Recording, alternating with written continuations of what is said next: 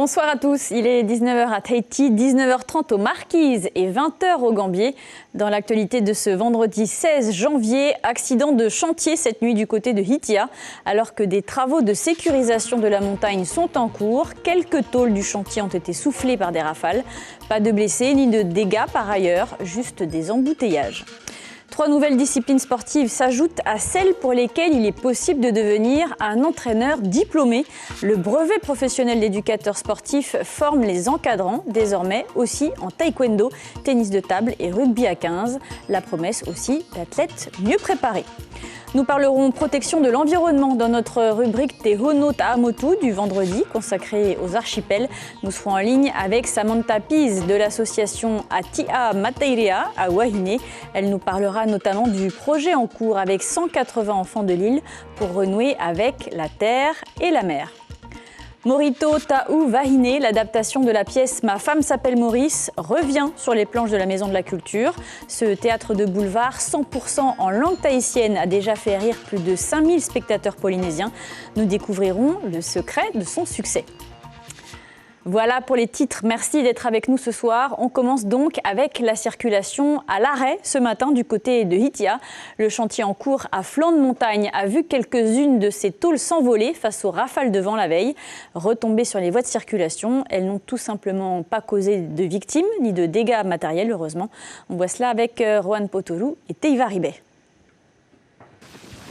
Suite aux rafales de vent puissantes de la veille, certaines tôles servant de protection à ce chantier à Hitia n'ont pas résisté. Dès 6 heures ce matin, Philippe et certains automobilistes ont dû se débrouiller pour évacuer celles qui bloquaient l'accès à la route. Résultat des courses, un embouteillage monstre au virage de Pape Anana. Il y a des tôles qui sont tombées sur la route et on ne pouvait pas passer parce qu'il y a des barres de fer dessus les tôles. Et on a emporté, il y avait moi, il y avait le mec et une femme. On a porté, on a dégagé pour la voie. Et quand on est descendu, il y a les voitures qui venaient aussi. C'est là que ça a bloqué, ça a fait carrément de circulation. Pour la famille Terei, le scénario des tôles froissées n'est pas nouveau. À chaque grosse intempérie, la circulation devient compliquée et pesante pour les familles de Hitia. C'est comme la dernière fois où on a bloqué les routes. Nous, on ne pouvait pas passer de l'autre côté, on était obligé de faire le tour. Pour nous, c'est plus près d'aller comme ça vers la ville, mais on est obligé de faire le tour. Et même pour revenir, on est obligé de faire encore le grand tour. Du coup, on fait le tour de l'île, quoi. Du coup, c'est épuisant pour nous. La plupart du temps, les grosses intempéries provoquent la chute de pierres et de la boue qui dévale sur les tôles en contrebas. C'est dangereux. Surtout pour les automobilistes qui partent tôt le matin, il n'y a pas d'éclairage à cet endroit. L'accès devient périlleux. Pour la société de construction Boyer, la sécurité sur le chantier a été assurée. La paroi de tôle installée est solidement fixée. On avait déjà scellé avec des vis autoperforantes et après on est venu attacher en renfort ces vis avec du ferraillage assez costaud. Après ça fait 2 ans que ce chantier dure. Ça arrive que des tôles tombent, même si on sécurise à fond. Arrêté depuis 2 mois, le chantier de construction devrait redémarrer au mois de février. Les études de sondage menées pour la stabilité du sol ont permis de repérer les zones fragiles à sécuriser. Comment aller vers davantage de professionnalisation des encadrants sportifs et donc de meilleurs résultats pour les athlètes polynésiens? Le brevet professionnel polynésien d'éducateur sportif forme depuis 2015. Il permet aux entraîneurs de faire de leur sport un véritable métier. Eh bien, depuis le 14 janvier dernier, de nouvelles disciplines sont concernées, le taekwondo, le tennis de table et le rugby à 15, une avancée majeure pour la professionnalisation des éducateurs sportifs et une excellente nouvelle pour les fédérations concernées. On voit cela avec Arihoet Efafana et Marcel Bono. Partager son savoir, transmettre sa passion et en faire un métier, c'est l'ambition de Keahipan Eter Ipaya. Élève en terminale STMG, il pratique le taekwondo depuis l'âge de 5 ans. Un parcours notamment marqué par une victoire à la President Cup en Australie l'an dernier. Pour lui, le sport n'est pas un choix, c'est une évidence. Ça me motive parce que ça m'apporte un diplôme à la fin, un diplôme professionnel, ce qui peut m'aider à atteindre mon objectif d'être éducateur sportif. À force de faire ce sport-là, ça m'a permis d'apprendre de la discipline et justement pouvoir partager cette discipline avec d'autres personnes, ça me fait plaisir. Avec plus de 800 licenciés, la Fédération polynésienne de taekwondo fait face à un besoin, former des éducateurs. Une formation complète, théorique et pratique, étalée sur 10 mois. Ils ont 530 heures de formation, dont 70 heures spécifiques taekwondo, quoi. Donc il y a ils auront 110 heures que du taekwondo. C'est tout ce qui est technique, taekwondo, pumse, partie combat, voilà, et la pédagogie propre au taekwondo. Du côté du tennis de table, l'annonce est accueillie avec enthousiasme. Une discipline phare, grande pourvoyeuse de médailles d'or aux Jeux et mini-Jeux du Pacifique. Ici aussi, l'expérience ne demande qu'à être transmise. Le fait que le tennis de table se développe bien, y compris au niveau de la performance, je pense que le BPPES donc, permettra aussi de diversifier nos actions et qu'il y ait plus de joueurs de tennis de table et de mettre du coup nos meilleurs joueurs en valeur un peu plus et faire parler plus de la discipline. Il faut avoir un certain niveau au niveau de ta technique, c'est-à-dire qu'il faut être classé 600. Il faut déjà avoir le diplôme d'animateur fédéral, donc c'est Alizé qui fait des formations d'animateur fédéral. Donc si tu n'as pas ces conditions prérequis, comme on dit, tu ne peux pas passer la formation. 3 nouvelles mentions intègrent le brevet professionnel polynésien d'éducateur sportif. Le taekwondo, le tennis de table et le rugby à 15. Elles viennent s'ajouter aux 16 disciplines déjà proposées. Place maintenant à l'interview consacrée aux archipels des Hono Ta'amutu.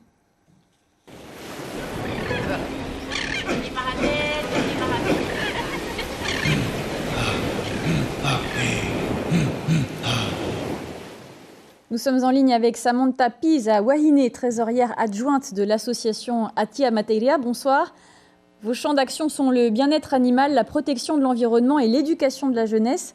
Vous menez un projet actuellement avec 180 enfants, le projet Tamari Garden. Quels sont vos objectifs exactement? Yorana Lucille, Yorana Polinetia.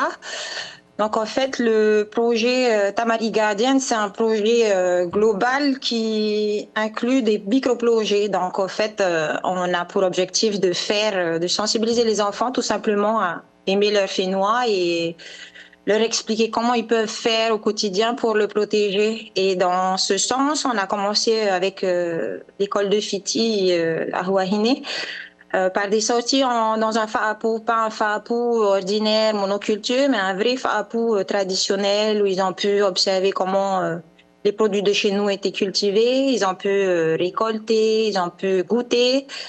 Et suite à ça, on a fait des cooking classes où ils ont pu cuisiner ces mêmes produits. Donc en fait, l'objectif, c'est vraiment de leur faire comprendre que on a beaucoup de belles ressources chez nous et qu'ils peuvent avoir une bonne santé avec ça, mais aussi en mangeant local, avoir protégé leur fénois, quoi. En commençant ce projet, est-ce que vous avez eu des surprises avec les enfants? Non, à part des bonnes surprises, parce que en fait, on voit sur leur visage qu'ils sont émerveillés, ils sont enthousiastes, ils adorent être dehors. Donc en fait, toutes les activités qui se passent avec les enfants, c'est toujours un pur bonheur. Et ils sont très intéressés, au fait. Ils sont hyper intéressants. Et ouais, on adore faire ces sorties. Et pour nous, la partie terre, elle pouvait pas être dissociée de la partie mer. C'est le vrai Rahui comme au temps anciens. Ça partait de Uta jusqu'à Tei. Donc, on voyait pas faire un projet global sans passer par la terre. Donc, on a commencé sur la terre. Et là, le fameux trophée To'arif nous permet de maintenant continuer dans l'océan. Donc, le mois prochain, on va commencer les sorties au niveau du lagon, où on va amener les enfants dans l'eau, où ils vont pouvoir découvrir les ressources marines et encore mieux comment les protéger. Justement, votre association a reçu le trophée de la biodiversité en 2024 et To'arif IF Record. Est-ce que ça change quelque chose dans vos actions au quotidien? Eh bien oui, ça change parce que sans ces partenaires, on ne peut pas mener les projets à bout parce que par exemple, le fameux trophée To'arif va nous permettre d'acheter du matériel neuf pour les enfants, matériel de sécurité notamment. Et on a besoin de ces partenaires-là. Maintenant, ce qui nous fait le plus avancer avant tout, avant ces partenaires, c'est la motivation. Et ce qui nous motive le plus, c'est bien sûr notre amour pour notre île, notre fénois. Et honnêtement, beaucoup le retour des enfants. Quand on voit tout l'enthousiasme et puis les mots gentils, les petits câlins, c'est ça qui motive le plus. En créant l'association, justement, qu'est-ce qui vous a donné envie de vous investir à Wahine? L'amour pour notre île. Quand on voit tout ce qu'il reste à faire, bon, on essaie de faire notre mieux, hein. Personne n'est parfait, mais en tout cas, on essaie au maximum d'apporter notre soutien dans les projets, là, par exemple, notamment avec l'école de Fiti, qui s'est investie dans l'école en santé, qui a pour objectif d'axer les projets sur le développement durable. Eh bien, on a été les premiers volontaires à les assister dans ce sens-là. C'est vraiment de pouvoir faire en sorte que l'île, elle se porte mieux. Et quand l'île, elle se porte mieux, le Nouna se porte mieux. Forcément, ça va de pair. Et quelles sont les priorités en matière d'environnement sur Wahine? Il y en a beaucoup. Mais il y a beaucoup de choses qui ne dépendent pas que du Nouna, qui dépendent aussi du gouvernement. Mais une chose que j'ai envie de faire comprendre aussi, on a envie de faire comprendre avec l'association, c'est qu'on a tous notre part à jouer, notamment dans des choses simples, pourtant au quotidien, par rapport aux déchets. Donc, on fait beaucoup de sensibilisation. Nous, un de nos objectifs phares, c'est vraiment la sensibilisation de la jeunesse, parce que c'est sur eux qu'il faut miser. C'est eux les adultes de demain. Merci Samantha Pis d'avoir été avec nous ce soir. Je rappelle que vous faites partie de l'association Atia Materia de Wahine qui œuvre pour la protection de l'environnement. Merci. Et c'est ainsi que se referme notre rubrique du vendredi consacrée aux archipels Te Hono Ta'amotu.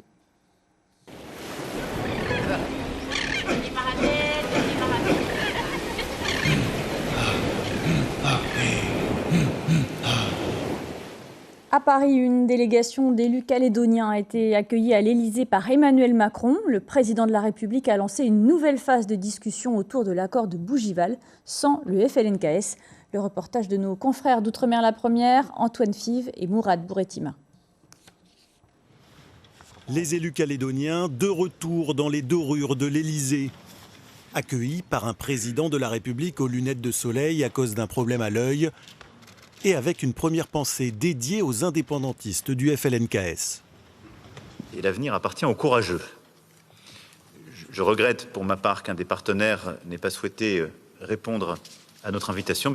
Une absence remarquée et regrettée par les 5 groupes politiques calédoniens présents ce soir-là. Nous regrettons l'absence du FLNKS, mais il est temps aujourd'hui d'agir et d'avancer. Le président de la République a donc considéré qu'on ne pouvait pas éternellement attendre des personnes qui étaient absentes autour de la table et que par conséquent il fallait qu'on avance parce que nous lui avons tous dit que soit nous avancions, soit la Calédonie sombrait. Plus tôt dans la journée, au ministère des Outre-mer, les membres de la délégation avaient déjà commencé les discussions. Objectif, clarifier l'accord de Bougival signé en juillet dernier. L'accord de Bougival, ce n'est pas le point de départ, ce sera le point d'arrivée de ces discussions. Donc juste maintenant comment on le met en œuvre. Améliorer ce qui peut être amélioré. Voilà. Le tout sans éclipser le volet économique. En réalité, si on avait un accord, même amélioré, sans ce soutien financier, on mentirait aux Calédoniens en leur disant l'avenir est éclairé. C'est pas vrai. Il faut absolument stabiliser les deux et c'est l'objectif que je fixe à ces 3-4 jours de réunion. Et si consensus il y a, un document devrait être établi ce lundi avant de le présenter aux parlementaires. Retour à Tahiti où la cérémonie de remise des prix du championnat de Polynésie de surf et de la Coupe de Polynésie a eu lieu hier soir dans un hôtel de Papeete. 27 catégories ont participé, regroupant entre 150 et 200 compétiteurs. Les surfeurs vainqueurs de la saison ont remporté des billets d'avion, des lots et des prize money. Le championnat 2026 s'ouvre le 24 janvier prochain avec la première étape à Papeeno. Kevin Bourès de la Fédération tahitienne de surf dresse le bilan de la saison avec Marcel Bonneau. On l'écoute. Bilan très positif. On a remodifié, on a fait évoluer le championnat fédéral de cette année 2025. Donc on a gardé à plus ou moins pareil le championnat Tauria et on a fait évoluer le championnat Open et le championnat Horué avec notamment une étape à Te Ahupo. Donc ça a été la première fois qu'on a organisé une étape du championnat fédéral à Te Ahupo et on a remasterisé un peu tout ce championnat. Donc bilan très positif, on a eu du beau surf.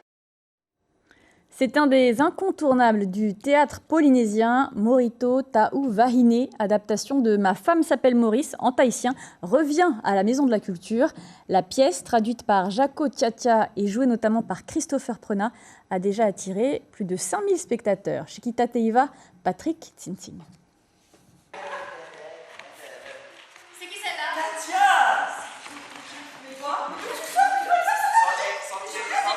Au Morito Ta'u Wahine, c'est l'histoire de Tchoti, un homme infidèle. Il invite Morito pour se faire passer pour sa femme dans l'espoir de se débarrasser de sa maîtresse hystérique, Katia, et reconquérir son épouse. Tiré de la pièce Ma femme s'appelle Maurice, l'auteur Rafi Chart a tout fait pour retranscrire le texte en tahitien. C'était très dur au début. Hein. J'ai mis 3 jours pour pouvoir... comment je peux traduire vraiment ce spectacle-là. Et là, comme j'ai l'habitude de travailler avec John Mayday aussi, hein, et Henri Hiro, donc je me suis lancé dedans. J'ai dit à l'auteur, lui ai dit, OK, je peux le faire, mais acte par acte et scène par scène. Donc une fois c'est fini traduit, j'emmène, il répète. Comme ça, c'est comme ça s'est passé. Il a fallu 1 mois à Jaco pour adapter fidèlement le texte de Rafi au jargon polynésien, avec toutes les subtilités et les termes familiers à employer. Le but de cette pièce, c'était justement de la faire en polynésien en Réo Tahiti pour toucher un maximum de monde. Parce que le théâtre n'est pas forcément culturel dans l'âme polynésienne, si tu veux. Et ceux qui vont souvent au théâtre, etc., ce n'est pas forcément la majorité des gens. Donc on voulait toucher une majorité de gens et puis amener un humour un peu à la polynésienne. Et c'est pour ça qu'on a fait cette pièce en Réo Tahiti. Christopher Prenat, protagoniste incontournable de cette version tahitienne, a fait le déplacement de la Nouvelle-Zélande. Grâce à cette pièce, il espère marquer l'histoire de la comédie du Fénois. La première chose que l'on délivre aussi au public, c'est du bonheur. Parce qu'une des actrices disait à l'époque qu'elle ne se rendait pas compte de l'intensité, du pouvoir de faire rire les gens. Faire rire, c'est un talent, quelque part. Et quand on voit à quel point ils rient aux éclats et que tu les vois sortir avec la banane, c'est une vraie satisfaction et une reconnaissance aussi envers notre public local, quoi. Samedi soir, les comédiens donneront leur 14e représentation sur la scène du Grand Théâtre de la Maison de la Culture.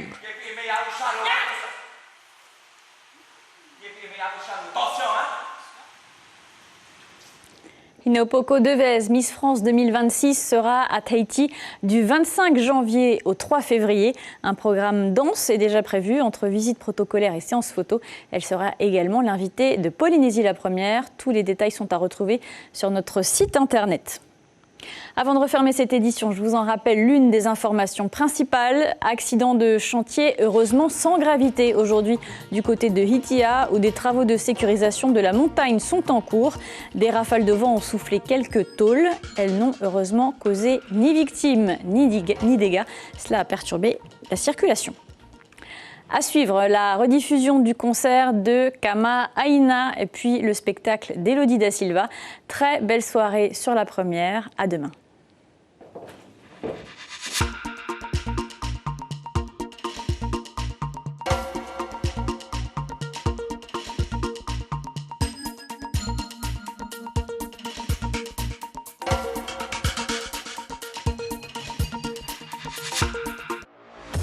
Retrouvez toute l'info sur WhatsApp en scannant notre QR code.